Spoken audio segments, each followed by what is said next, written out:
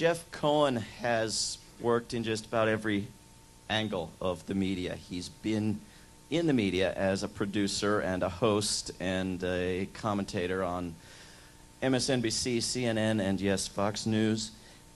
He's done public relations, getting the media to do better reporting. Jeff and I worked together on Kucinich for President.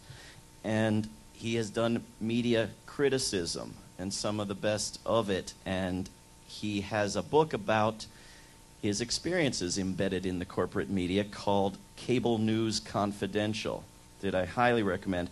And he's the founder of FAIR, Fairness and Accuracy in Reporting. So he's done media activism. I have learned a tremendous amount from Jeff. Please welcome Jeff Cohen.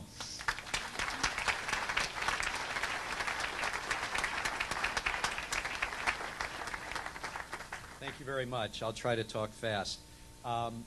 When I was the senior producer of Phil Donahue's show, when it was terminated by MSNBC 3 weeks before the Iraq War, when it was the most watched program on that channel, the mark of how strong our media reform movement is and media activism is today, when we were being muzzled at Donahue's show, I really didn't feel like I had anywhere to go.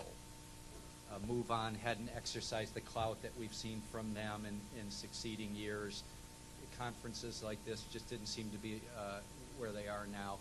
If MSNBC's management, and it's owned by General Electric, if they were to make a move against their most watched program today, which is the Keith Olbermann show, I predict that there would be mass demonstrations at their headquarters in Secaucus, New Jersey. So I'm sort of inspired by gatherings like this. I'm inspired by the growth of independent media, the way we work together better, the way we organize and communicate with each other better. Biases, of course, in the mainstream media persist. FAIR's most recent survey of the PBS NewsHour found that for every one advocate of withdrawing troops from Iraq, they had 5 stay-the-course advocates. That's on so-called public TV. Now, there are debates in the mainstream media about war, but the debates typically focus on tactics, never motives. You cannot question that the motives of U.S. foreign policy can be anything other than trying to spread democracy and freedom in the world.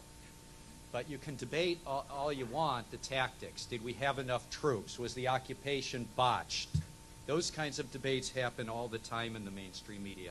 Before the Iraq invasion, my friend Dennis Kucinich got on national TV and he said that because the other explanations offered for why this invasion had to happen and had to happen so fast, he believed that oil had something to do with it. And 2 days later, a liberal columnist in the Washington Post fumed about Kucinich. How did this fool get on Meet the Press? Kucinich in that debate debated Richard Pearl. And Richard Pearl was the guy, I guess, who was spouting sanity, according to the Washington Post.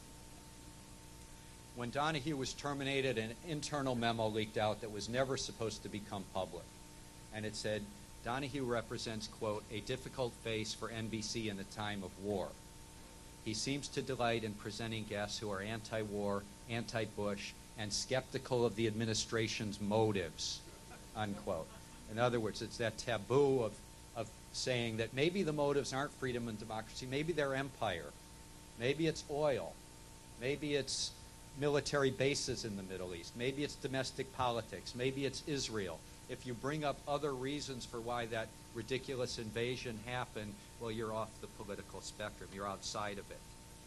So I think we need to be talking about tactics, escalating our tactics in a nonviolent way around challenging pro-war media bias. In the last weekend in January, there's going to be a mass march in Washington, D.C., organized by a huge coalition led by United for Peace and Justice. How many are planning on being there?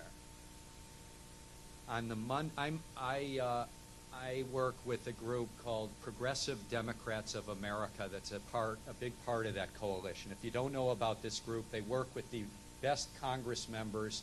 Their website is pdamerica.org.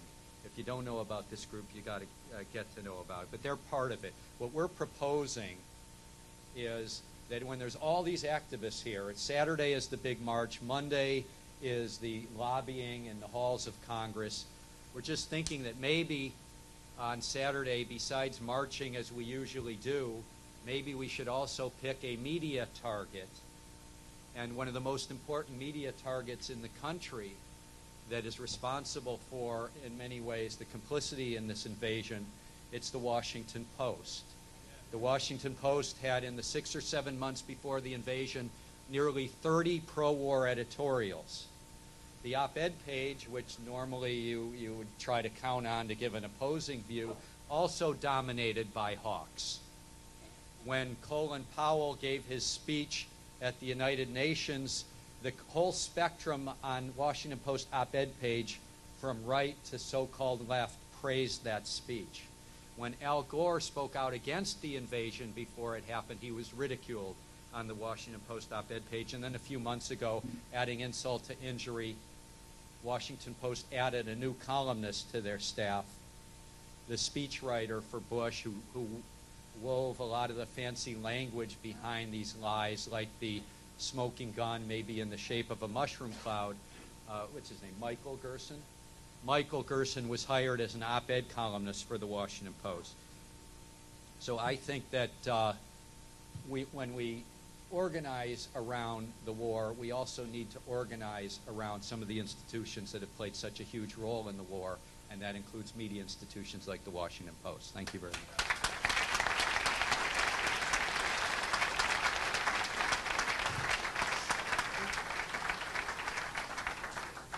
Great idea. We'll do, and everybody who's coming on the 27th, let's do that, but try to stay on the 28th and the 29th as well. Excellent workshops and activities on the 28th and lobbying on the 29th. Go to unitedforpeace.org.